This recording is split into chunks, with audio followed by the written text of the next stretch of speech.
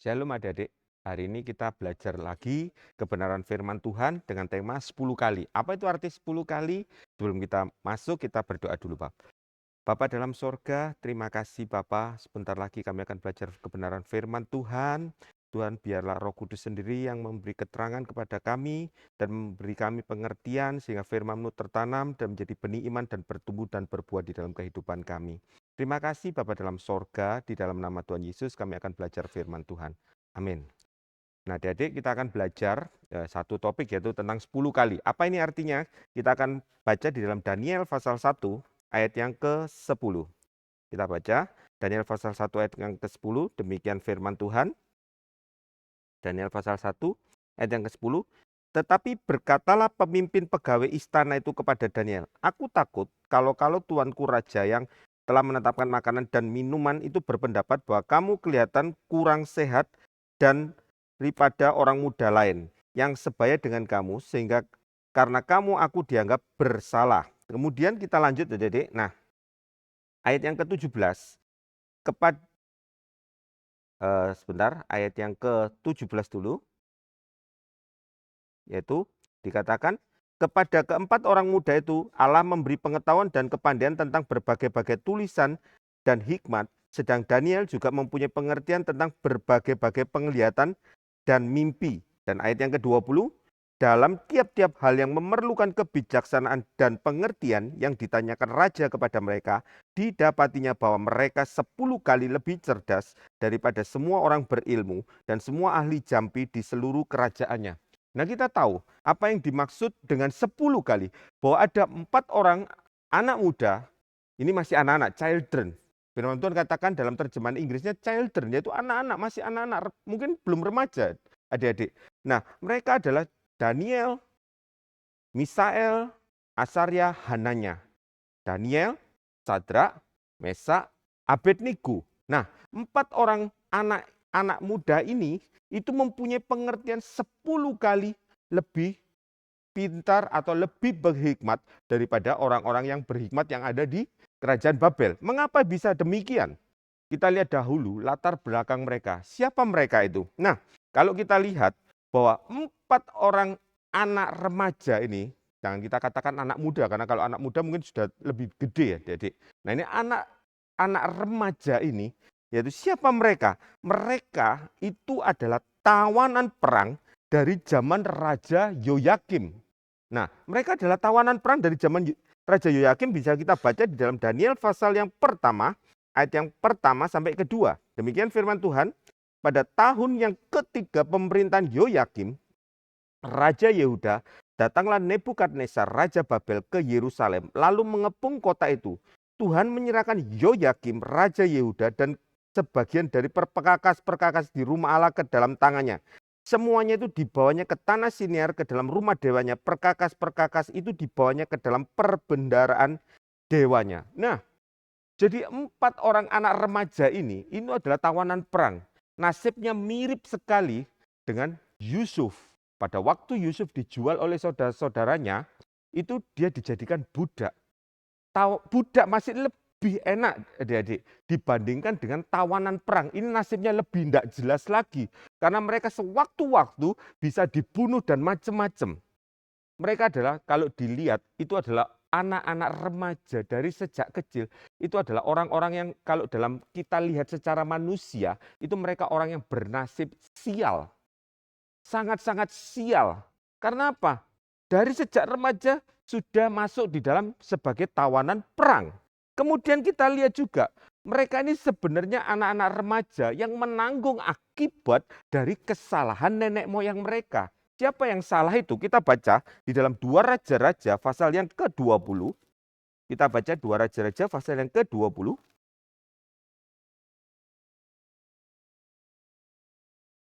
Ayat 17 sampai yang ke-19. Demikian firman Tuhan. Hizkia menjawab kepada Yesaya, "Sungguh baik firman Tuhan yang engkau ucapkan itu, tetapi pikirnya asal ada damai dan keamanan seumur hidupku." Nah, ayat yang ke-17 kita baca dahulu sebelumnya, yaitu dikatakan, sesungguhnya suatu masa akan datang bahwa segala yang ada dalam istanamu dan yang disimpan oleh nenek moyangmu sampai hari ini akan diangkut ke Babel. Tidak ada barang yang akan ditinggalkan. Demikianlah firman Tuhan.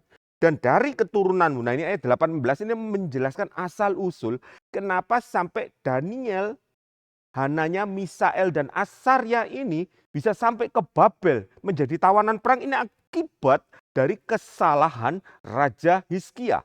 Raja Hizkia itu adalah nenek moyangnya Daniel. Nah, pada waktu menjadi raja dia sakit kemudian disembuhkan, datang utusan dari kerajaan Babel.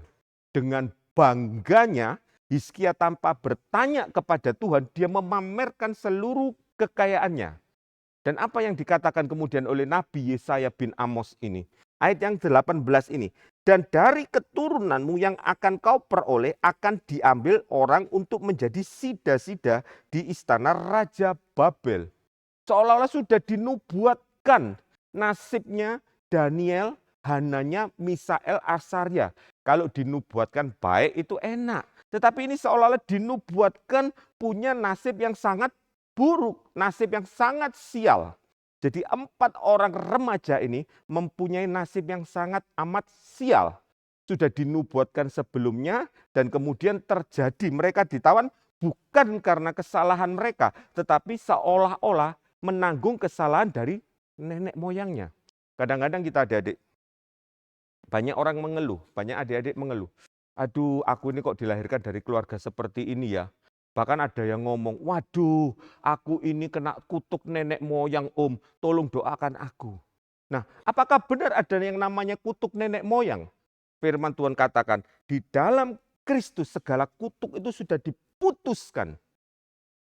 Tidak ada lagi kutuk di dalam Kristus. Jadi jangan percaya lagi adanya namanya kutuk nenek moyang.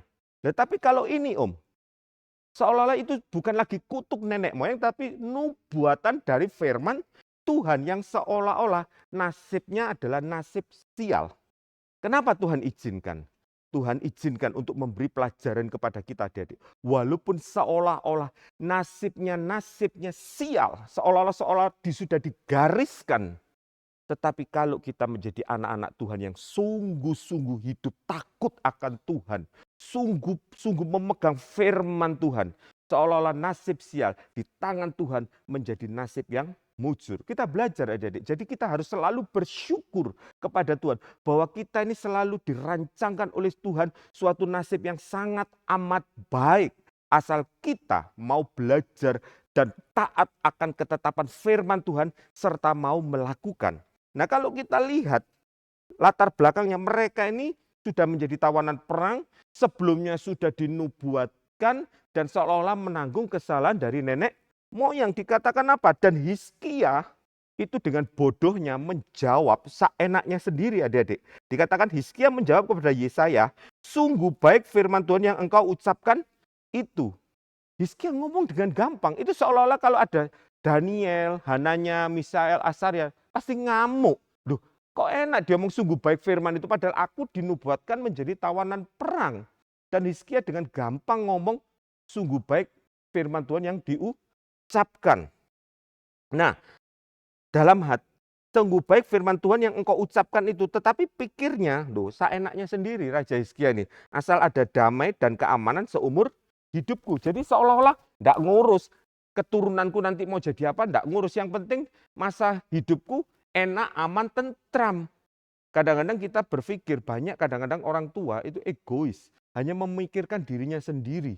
Mungkin mencari uang seolah-olah untuk memenuhi kebutuhan anak-anaknya. Tetapi sebenarnya tidak. Hanya untuk memikirkan kepentingannya diri sendiri. Tapi kalau ditanya, loh ini papa ini kerja untuk kamu.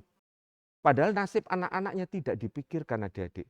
Tapi adik-adik walaupun punya orang tua yang demikian, tetap berdoa, yakin dan percayalah. Apapun yang terjadi di dalam kehidupan kita, belajar dari sejak kecil untuk taat akan firman Tuhan. Mau melakukan kebenaran firman Tuhan.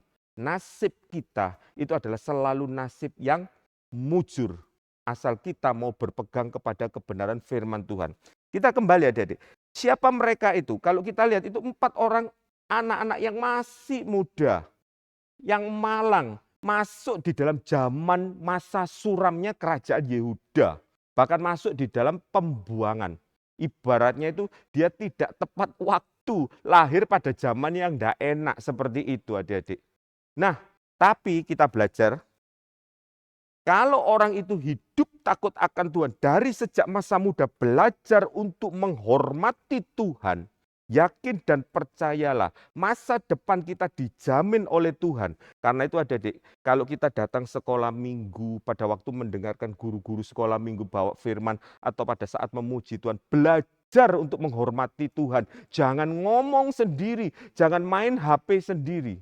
Anaknya Om sendiri, Noel, sering kali Om marahi, Om tegur. Kalau di gereja jangan bawa HP. Karena itu tidak menghormati Tuhan. Ya kalau bawa HP untuk baca firman Tuhan. Biasanya kalau bawa HP untuk baca firman Tuhan itu biasanya digabung dengan atau dicampur dengan ngeset-ngeset yang lainnya. Ngomong-ngomong dengan masalah game dan macam-macam. Itu artinya tidak menghormati Tuhan. Dan siapa yang tidak menghormati Tuhan, itu akan menanggung akibatnya. Amsal 13 ayat 13 adik-adik. Nah, karena itu belajar dari kecil seperti anak-anak remaja ini adik-adik. Daniel, Hananya, Misael, Asarya, dia belajar untuk taat akan firman Tuhan. Dan ini adalah rahasia mengapa mereka di masa yang suram, ibaratnya di tempat yang salah, di waktu yang tidak tepat, tetapi mereka bisa mendapat berkat Tuhan yang luar biasa, bahkan bisa menjadi lebih cerdas 10 kali. Bayangkan bagaimana ngitungnya itu 10 kali. Firman Tuhan tidak akan mencatat sembarangan. Kenapa kok nggak disebut 5 kali, 3 kali, 4 kali. Padahal banyak itu kondisinya. Kita bisa lihat firman Tuhan itu selalu mencatat dengan tepat, pasti dengan perhitungan. Mungkin dari 10 pertanyaan, orang yang paling berhikmat di istana Babel itu hanya bisa menjawab 1. Sedangkan Daniel, Hananya, Misael, Asarya bisa menjawab 10-10-nya. Sehingga mereka bisa 10 kali, dianggap 10 kali lebih cerdas. Jadi tidak ngawur, pokoknya ngomong 10 kali, 5 kali. Tidak, firman Tuhan tidak pernah mencatat dengan sembarangan. Data yang ditulis apalagi kalau berupa angka itu pasti tepat. Hidup kita pun adik-adik itu dicatat oleh Tuhan dengan detail.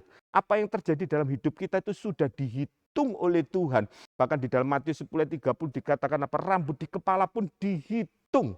Luar biasa. Karena itu jangan takut dalam menghadapi kehidupan ini adik-adik. Mungkin papa mama dalam menghadapi kesulitan keuangan pekerjaan. Berdoa. Dari kecil belajar untuk bisa berdoa. Dengan doa itu sangat besar adik-adik kuasanya. Om sudah merasakan kalau menghadapi sesuatu yang sulit, Om berdoa dan itu akan menghasilkan mujizat. Nah, kita kembali, yaitu mengapa bisa menjadi lebih cerdas. Ini adalah rahasia anak-anak Tuhan yang hidup dalam berkat dan anugerah Tuhan. Yang pertama, yaitu mereka berketetapan tidak menajiskan diri. Kita baca di dalam Daniel pasal yang pertama, ayat yang ke-8, Daniel pasal pertama ayat ke-8, dikatakan, Daniel berketetapan untuk tidak menajiskan dirinya dengan santapan raja dan dengan anggur yang biasa diminum raja. Dimintanyalah kepada pemimpin pegawai istana itu supaya ia tak usah menajiskan dirinya. Nah, bayangin, masih kanak-kanak tetapi sudah bisa tahu memilih mana yang benar, mana yang salah, mana yang sesuai dengan firman Tuhan, mana yang tidak.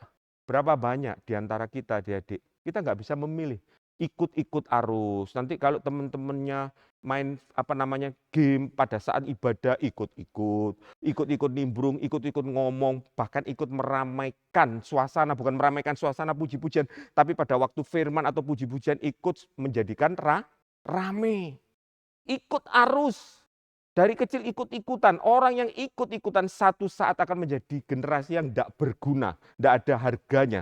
Tetapi kalau dari kecil punya ketetapan untuk tidak menajiskan dirinya, berani melawan arus adik-adik dari kecil. Bukan dari kecil itu terus tiba-tiba orang bisa berani melawan arus itu tiba-tiba kalau sudah besar berarti punya pendirian. Tidak. Om katakan sekali lagi, habit gaya hidup, cara berpikir itu dibangun dari sejak kecil. Kalau dari kecil lemot, jorok, males, jangan harap besok gedenya nanti bisa jadi rajin, bisa jadi cepat. Tidak bisa. tepat, rajin, takut Tuhan, sopan, itu dibangun dari sejak kecil. Kalau dari kecil ngomongnya seenaknya sendiri, orang tuanya nggak pernah didik adik-adik. Jangan harap nanti kalau gede jadi orang yang sopan. Tidak. Akan menjadi cemoohan. Bahkan jadi anak Tuhan yang dicibir. Bahkan karena kita nama Tuhan nanti dihina, dihujat. Karena itu belajar. Juga orang tua, guru-guru sekolah minggu. Belajar selain mengajarkan firman Tuhan. Juga ajari cara atau tata cara sopan santun itu penting. Sangat penting. Bagaimana ngomong sama orang tua. Bagaimana kalau ada orang tua duduk kita lewat. Itu kita harus belajar adik-adik. Jangan kita jadi orang atau anak-anak dari sejak kecil tidak punya sopan, tidak punya aturan. Tapi belajar untuk kita punya aturan. Dan orang tua harus mengajari anak-anaknya. Tidak bisa dalam bahasa Surabayanya ujuk-ujuk bisa tahu-tahu sendiri. Tidak bisa. Habit atau gaya hidup itu dibangun sejak masa kanak-kanak. Daniel, Sadrak, Mesak, Abednego, dari sejak masa kanak-kanak dia dididik. Sehingga pada waktu dia berada di suatu tempat yang kondisinya sangat tidak memungkinkan. Dia sudah punya gaya hidup, yaitu takut akan Tuhan. Kita belajar, kenapa mereka bisa lebih cerdas? Karena mereka yang pertama berketetapan untuk tidak menajiskan diri. Artinya apa? Mereka berketetapan untuk tetap hidup takut akan Tuhan. Dan rahasia takut akan Tuhan adalah apa kita baca? Di dalam Amsal pasal yang pertama ayat yang ke-7. Amsal Soleman. Amsal pasal yang pertama, ayat yang ke-7. Demikian firman Tuhan. Takut akan Tuhan adalah permulaan pengetahuan. Jadi orang yang hidupnya belajar untuk takut akan Tuhan, adik-adik. Dari sejak kecil Tuhan akan memberikan hikmat, pengertian, pengetahuan. Tapi kalau dari kecil terutama orang tuanya tidak mengajarkan hidup takut akan Tuhan, jangan harap besarnya punya hidup takut akan Tuhan. Mereka akan dengan gampang untuk tidak menghormati Tuhan. Tapi kalau dari kecil dididik, kalian harus bersyukur. Ini untuk bekal kalian pada saat kalian jadi dewasa. Hidup takut akan Tuhan dikatakan apa? Takut akan Tuhan adalah permulaan pengetahuan. Untuk menjadi bisa lebih cerdas 10 kali, itu rahasianya adalah takut akan Tuhan. Dan dikatakan apa? Tetapi orang bodoh menghina hikmat dan didikan. Jadi kalau dari kecil itu suka ngeyel, suka bantah adik-adik, suka melawan, dikatakan firman Tuhan dia adalah orang bodoh. Orang bodoh itu suka melawan. Baru diomongi sebentar sudah, begini. Banyak alasan, hati-hati dari kecil. Kalau suka alasan dan membantah itu besoknya atau nanti kalau sudah dewasa itu bisa menjadi dalam tanda kutip menjadi orang yang bodoh. Mungkin bodoh di dalam aturan, bodoh di dalam bagaimana hidup takut akan Tuhan, bodoh di dalam pelajaran dan macam-macam. Tapi kalau dari kecil belajar untuk hidup takut akan Tuhan, firman Tuhan katakan apa? Itu adalah permulaan dari pengetahuan. Yang kedua, dari sejak kecil, dari sejak muda mereka mau memisahkan diri dari kenajisan. Anak-anak Tuhan saat ini dikepung oleh berbagai macam kenajisan adik-adik, terutama yang mulai remaja. Sering kali ngomong-ngomong, malam-malam di telepon ngomong, aku terikat begini, terikat video, film-film yang kotor, yang najis, bahkan terlibat dalam hal-hal yang kotor. Karena apa? Gampang ikut arus. Tapi saat ini kita belajar firman Tuhan supaya mulai sekarang kita mau memisahkan diri dari kenajisan. Demikian firman Tuhan dikatakan di dalam Yesaya, kita baca dari belajar dari sejak kecil supaya memperoleh hikmat yang dari Tuhan, kita belajar mau memisahkan diri dari segala kenajisan atau hal-hal yang kotor. Permainan-permainan, tontonan-tontonan, omongan-omongan yang kotor, yang tidak berguna. Terutama orang Surabaya titik-titik atau sedikit-sedikit ngomong tit seperti itu. Ditambahi dengan pisuannya orang Surabaya. Hati-hati. Walah cuma ngomong aja loh om, hati-hati. Matius 12 ayat 36 ayat 37. Kamu dibenarkan oleh perkataanmu, kamu juga dihukum karena perkataanmu. Hati-hati. Jangan cuma cuma ngomong tok, hati-hati dengan perkataan. Kita akan menjadi orang yang bebal kalau orangnya ngomong sembarangan. Kita lihat di dalam Yesaya pasal yang ke-52. Yesaya 52 ayat yang ke-11. Menjauhlah, keluarlah dari sana. Janganlah engkau kena kepada yang najis. Ini sudah dilakukan oleh 4 anak remaja ini. Mereka menjauhkan diri dari yang najis. Keluarlah dari tengah-tengahnya. Sucikanlah dirimu, hai orang-orang yang mengangkat perkakas rumah Tuhan. Kemudian diulangi lagi ayat ini di dalam 2 Korintus pasal yang ke-6.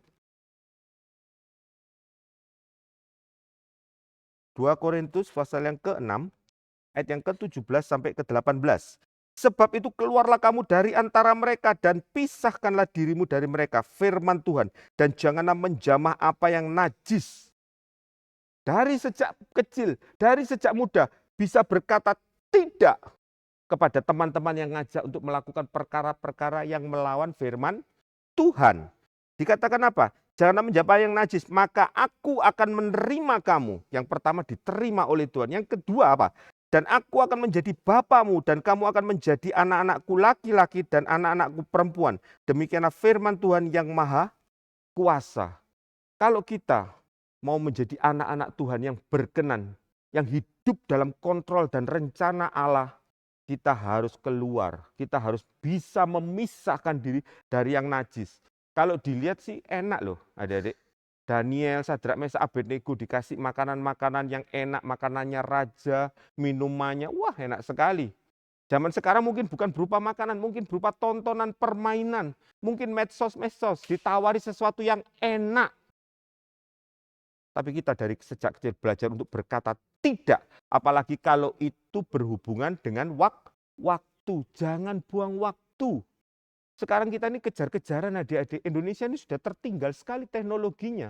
Tetapi berapa banyak anak-anak masih santai, masih hidupnya santai. Kadang-kadang kalau nggak ada kerjaan tanya, aku ini mesti ngerjakan apa ya? Habis gitu nonton film berjam-jam, main game, bahkan mama-mama mungkin papa-papa tiktokan dan macam-macam. Buang waktu. Padahal kita ini sudah tertinggal jauh, tetapi masih bodoh, nggak ngerti untuk kejar sesuatu adik-adik. Tapi kalau kita belajar mau memisahkan diri dari kenajisan, bisa berkata tidak, maka kita akan menjadi anak dari Bapa sorga. Hidup kita dijamin oleh Tuhan. Dan dikatakan apa? Mengapa bisa menjadi lebih cerdas? Mereka tidak turut dalam kenajisan. Mereka punya identitas yang jelas. Kadang-kadang, mungkin kalau di suatu pekerjaan ya adik-adik, kadang-kadang teman-temannya itu semua merokok. Seperti itu. Nah, katakan kadang-kadang kalau mereka berkumpul gitu, aku tak merokok ya, silakan bilang gitu. Tapi mereka tahu dari sejak awal tidak ikut-ikutan untuk merokok. Katakan enggak merokok. Sehingga akhirnya mereka sendiri yang sungkan kadang-kadang. Kalau mereka mau merokok menjauh, sorry aku tak ngerokok dulu, tak keluar ke sana loh. Padahal itu bosnya loh. Seperti itu. Kadang-kadang pimpinannya, kadang-kadang pergi.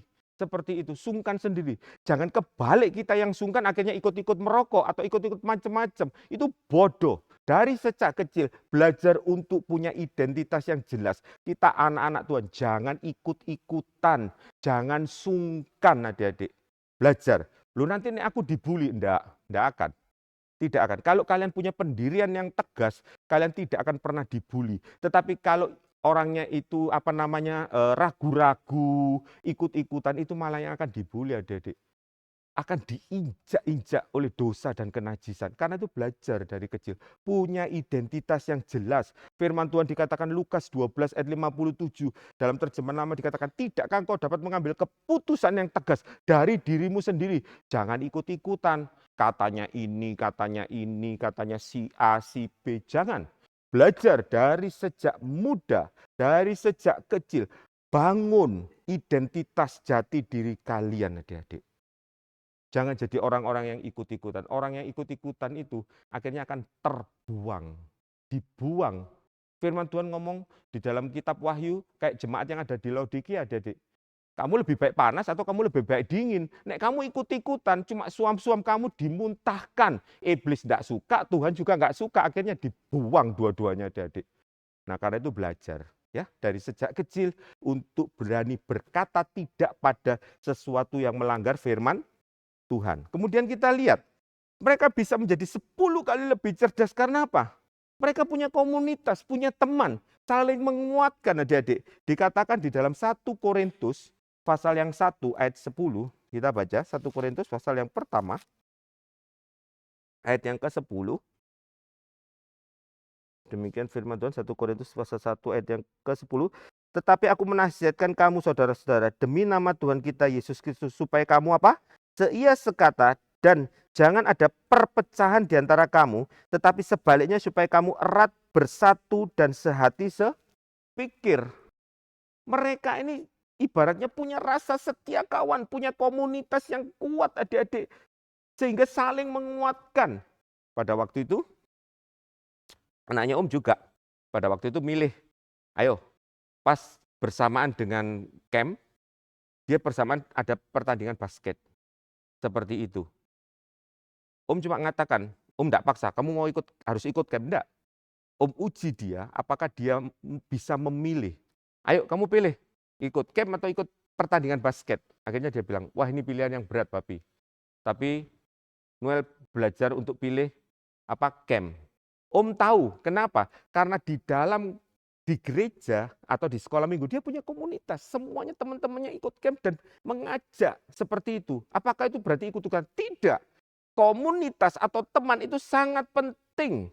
Terutama saat kita bingung akan mengambil keputusan. Kalau punya teman-teman yang tidak benar, kita juga akan mengambil keputusan yang salah. Tapi kalau dari kecil punya komunitas, punya teman, seperti Daniel, Sadrak, Mesak, Abednego ini. Pada waktu Daniel menghadapi masalah, kita lihat di dalam Daniel pasal 1, kita kembali. Daniel pasal 1, ayat yang ke-9 dan 17. Daniel pasal 1, ayat yang ke-9. Demikian firman Tuhan. Maka Allah mengaruniakan kepada Daniel pasal yang kedua. Daniel pasal yang kedua. Demikian firman Tuhan, ayat yang ke-17. Ayat yang ke-17 saja. Daniel pasal 2 ayat yang ke-17. Kemudian pulanglah Daniel dan memberitahukan hal itu kepada Hananya, Misael dan Asaria teman-temannya. Ayat yang 18 ini bagus sekali. Dengan maksud supaya mereka itu berarti 4 orang ini memohon kasih sayang kepada Allah semesta langit mengenai rahasia itu. Supaya Daniel dan teman-temannya jangan dilenyapkan bersama-sama orang-orang bijaksana yang lain di Babel. Jadi punya persekutuan, saling menguatkan. Dari sejak kecil mereka setia kawan, punya persekutuan dan persekutuan yang baik. Sama-sama hidup takut akan Tuhan adik-adik. Karena itu dari sejak kecil, ayo cari teman yang sungguh-sungguh sama-sama takut akan Tuhan. Sehingga mungkin salah satunya males ke sekolah minggu, teman yang lain bisa ngajak, ayo masuk males, ayo bareng ini loh kita semua sudah di sekolah minggu. Dan itu bisa menguatkan, akhirnya datang adik-adik. Seperti itu. Jadi punya komunitas atau persekutuan yang kuat terutama di saat-saat yang sulit adik-adik. Nah kemudian mereka keempat anak ini juga hidup dalam kasih karunia Allah. Apa buktinya? Daniel pasal yang pertama, ayat yang ke-9, kita lihat Daniel pasal yang pertama, ayat yang ke-9, dikatakan, maka Allah mengaruniakan kepada Daniel, nah jadi kasih dan sayang dari pemimpin pegawai istana itu. Jadi pegawai istana itu bisa mengasihi Daniel, punya jatuh belas kasihan. Bukan karena pemimpin istana itu sayang kepada Daniel, tapi karena Allah yang mengaruniakan. Jadi kalau kita hidup takut akan Tuhan, hidup dalam kasih karunia Allah, apa yang dilakukan, Tuhan akan memberi kemurahan adik-adik. Karena itu belajar ya, jangan hidup seenaknya sendiri, tapi hidup di dalam kasih karunia Allah. Kemudian anak-anak remaja ini juga tekun berdoa.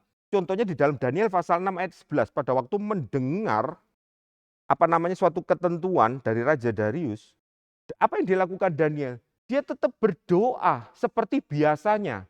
Bisa berdoa seperti biasanya, itu tidak ujuk-ujuk bahasa Surabayanya, atau tidak bisa langsung otomatis. Tetapi itu harus dibangun dari sejak kecil, belajar untuk suka berdoa. Jangankan orang anak-anak adik-adik, banyak pelayan-pelayan Tuhan, guru-guru sekolah minggu, kelihatannya melayani Tuhan, tapi di rumah nggak suka berdoa. Doanya Senin Kemis. Kadang-kadang kalau doa pagi ngantuk seperti itu. Kenapa? Dari sejak kecil tidak dibangun gaya hidup berdoa. Beda dengan Daniel. Dari sejak kecil dia punya gaya hidup berdoa. Pada waktu menghadapi masalah ngomong berdoa. Pada waktu kondisi genting berdoa. Jadi berdoa menjadi gaya hidup seperti biasanya. Belajar dari sejak kecil untuk punya gaya hidup berdoa. Dan keempat orang ini selain punya komunitas, mereka itu setia kawan. Apa buktinya bahwa Daniel itu setia kawan? Kita lihat Daniel pasal 2. Daniel pasal 2 ayat yang ke-49. Daniel pasal 2 ayat 49. Atas permintaan Daniel, raja menyerahkan pemerintahan wilayah Babel itu kepada Sadrak, Mesak, Abednego. Sedang Daniel sendiri tinggal di istana raja. Jadi Daniel itu tidak egois. Pada waktu dia diangkat tinggi, dia ingat kepada teman-temannya. Kalian belajar dari sejak kecil punyalah rasa setia kawan. Mungkin dulu sama-sama pada waktu kecil sama-sama main mungkin di sekolah minggu. Nanti kalau besar ada teman kalian yang sulit, kalian juga harus bantu. Jangan itu urusanmu seperti itu. Tidak. Dari kecil belajar untuk setia kawan. Punya rasa persatuan, itu baik sekali. Nanti sampai besar pun itu terus dibina. Seperti Daniel, pada waktu dia diangkat tinggi, dia ingat kepada teman-temannya, oh ya dulu waktu susah, sama-sama berdoa. Setelah dijawab Tuhan pun mendapat berkat, dia tidak lupa kepada teman-temannya. Karena itu belajar ya, mengapa mereka bisa menjadi lebih cerdas. Pertama, dia tidak mau menajiskan diri. Yang kedua, punya komunitas yang jelas. Teman yang sama-sama hidup takut akan Tuhan. Yang ketiga, mereka tidak hidup sembarangan, tetapi hidup sesuai dengan firman Tuhan. Sehingga tetap berada di dalam kasih karunia Tuhan. Yang keempat, itu belajar untuk mempunyai gaya hidup berdoa. Tidak ada masalah dari sejak kecil belajar untuk suka berdoa. Dan yang kelima, punyalah rasa setia kawan, jangan egois. Nah, kesimpulannya, Adik, kita lihat, karena itu sebagai anak Tuhan di tengah dunia yang sudah rusak tidak karu-karuan ini adik-adik, kita supaya belajar jadi anak Tuhan yang punya identitas yang jelas dan berbeda. Jangan anut payu. Orang Surabaya ngomong anut payu itu ikut-ikutan. Nanti kalau teman-temannya gini ikut-ikutan. Nanti kalau teman-temannya meso ikut-ikutan meso. Kalau enggak ikut-ikutan meso nanti dibully seperti itu. Enggak, Dedek. Orang yang dibully itu adalah orang yang malah ikut-ikutan. Orang yang enggak punya jati diri yang jelas dan malah dianggap aneh. Tetapi kalau kalian punya jati diri yang jelas, berani berkata tidak pada apa yang tidak sesuai firman Tuhan, teman-teman akan segan.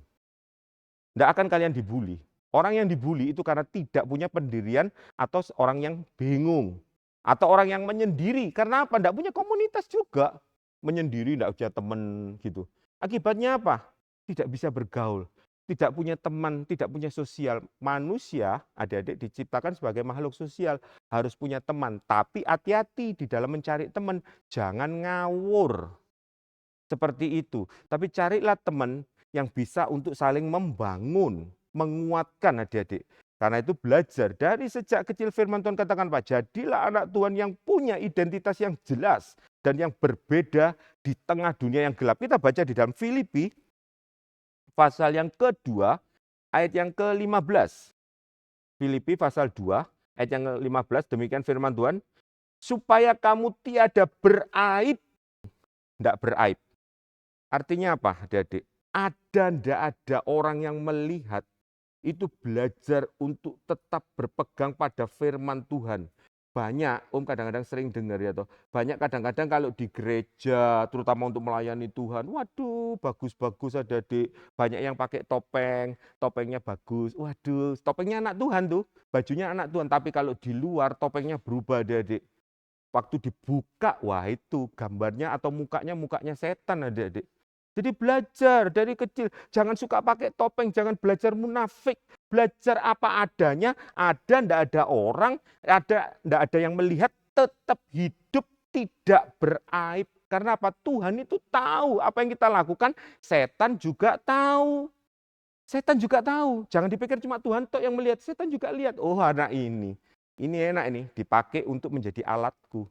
Berapa banyak adik-adik, anak-anak Tuhan, hamba-hamba Tuhan, pelayan-pelayan Tuhan, bukan jadi alatnya Tuhan, tapi jadi alatnya setan. Sehingga membuat banyak anak Tuhan jadi tersandung, akibatnya banyak yang keluar gereja, bukan karena masalah, tetapi punya masalah dengan anak Tuhannya sendiri adik-adik. Belajar dari kecil, karena itu belajar. Dari kecil punya habit atau cara berpikir ada ndak ada orang aku harus tetap sama. Dalam dan luarnya sama. Jangan jadi anak yang munafik. Dan dikatakan apa? Supaya kamu tiada beraib dan tiada bernoda. Hati-hati ya Dedek. Kadang-kadang orang melakukan kesalahan, betul Tuhan selalu ampuni, betul. Ada lagu Tuhan selalu ampuni dan lupakan yang sudah, hati-hati. Kelihatannya Tuhan selalu ampuni, padahal firman Tuhan katakan di dalam Mazmur 99 ayat 8. Tuhan itu mengampuni, tetapi tidak sekali-sekali membiarkan orang yang bersalah. Setiap kesalahan itu menjadi noda, dan itu akan membuat sejarah hidup kita menjadi tercemar. Karena itu lebih baik dari kecil belajar hidup takut akan Tuhan. Jangan hidup seenaknya sendiri, sehingga gede baru menyesal. Menyesal itu selalu katakan kepada anaknya, menyesal itu Noel, itu belakangan, tidak ada menyesal itu di depan. Jadi setelah melakukan seenaknya sendiri, kalau sudah mengalami sesuatu baru kapok. Itu artinya hidupnya sudah bernoda. Tapi kita belajar dari sejak kecil, bangun hidup seperti Daniel, Sadrak, Mesak, Abednego. Itu dari sejak muda, tidak beraib, tidak bernoda. Lah kalau aku sudah kadung bernoda, sudah beraib gimana? Minta ampun, bertobat sungguh-sungguh, perbaiki yang sudah. Dan kedepannya jangan berbuat dosa lagi. Seperti firman Tuhan kepada seseorang, jangan berbuat dosa lagi, supaya sesuatu yang lebih berat atau lebih berbahaya itu menimpa kepada kamu. Belajar dari sejak kecil, jangan seenaknya sendiri. Nanti berdosa minta ampun, berdosa minta ampun, berdosa minta ampun. Itu akan menjadi noda di dalam sejarah kehidupan adik-adik. Karena itu dikatakan apa? Supaya kamu tiada beraib dan tiada bernoda sebagai anak-anak Allah yang tidak bercela di tengah-tengah angkatan yang bengkok hatinya. Bayangin, 4 anak muda, 4 anak remaja ini di tengah-tengah kerajaan Babel, kerajaan kafir yang menyembah berhala, mereka menjadi angkatan yang tidak bercela di tengah-tengah sesuatu yang sangat tidak memungkinkan sebenarnya untuk mereka hidup takut akan Tuhan. Tetapi mereka tetap hidup takut akan Tuhan. Dikatakan apa? Sebagai anak-anak Allah yang tidak bercela di tengah-tengah angkatan yang bengkok hatinya dan yang sesat ini. Sehingga kamu bercahaya di antara mereka seperti bintang-bintang di dunia. Bayangin, seorang tawanan perang, masih remaja, hidupnya sudah ibaratnya apes, nasibnya buruk. Tetapi dia menjadi sesuatu yang luar biasa. Terutama Daniel menjadi pejabat tinggi dengan 4 masa kerajaan berbeda. Harusnya kalau kerajaannya sudah berubah dari terjadi perang, pejabat-pejabat tingginya ini pasti dibunuh mati. Tetapi Tuhan bisa melindungi sampai 4 kerajaan zaman 4 kerajaan ini, Daniel tetap eksis. Demikian juga kalau kita belajar sebagai anak-anak Tuhan, punya jati diri yang jelas, hidup takut akan Tuhan dari sejak anak-anak. Jangan takut, dengan zaman apapun kalian dijamin oleh Tuhan menjadi bintang-bintang, hidup kalian akan menjadi bersinar 10 kali lebih daripada orang-orang. Ini tidak otomatis didapat, tetapi itu akan didapat oleh anak-anak Tuhan yang dari sejak masa kanak-kanaknya itu dibangun hidup takut akan Tuhan, dan sampai kapanpun tetap hidup takut akan Tuhan. Ada ndak ada yang melihat tidak pernah pakai topeng kemunafikan, tetapi ada ndak ada yang melihat kita percaya ada Tuhan yang melihat, tapi juga ada iblis yang melihat, supaya kita jangan menjadi cemoohan di dalam kehidupan kekristenan kita. Tuhan Yesus memberkati. Mari kita sama-sama berdoa, adik-adik. Bapa dalam sorga, terima kasih kami sudah belajar dari kehidupan 4 anak remaja ini yang hidup takut akan Tuhan. Walaupun di tengah masa yang sulit, Kami yakin dan percaya Tuhan, mereka apabila hidup takut akan Tuhan, hidupnya di dalam tangan Tuhan menjadi sesuatu yang luar biasa. Kami pun mau belajar Tuhan, dari sejak masa kecil kami, sejak anak-anak kami mau belajar hidup takut akan Tuhan, sehingga hidup kami dalam rencana Tuhan. Terima kasih Bapa dalam sorga, saat ini hamba memohonkan biarlah dengan berkat kasih Allah Bapa, anugerah Tuhan Yesus Kristus dan persekutuan Roh Kudus memberkati anak-anak ini, baik yang menonton maupun Tuhan yang tidak. Tuhan memberkati sampai Tuhan Yesus datang kembali. Semua yang percaya bersama-sama katakan amin. Tuhan Yesus memberkati.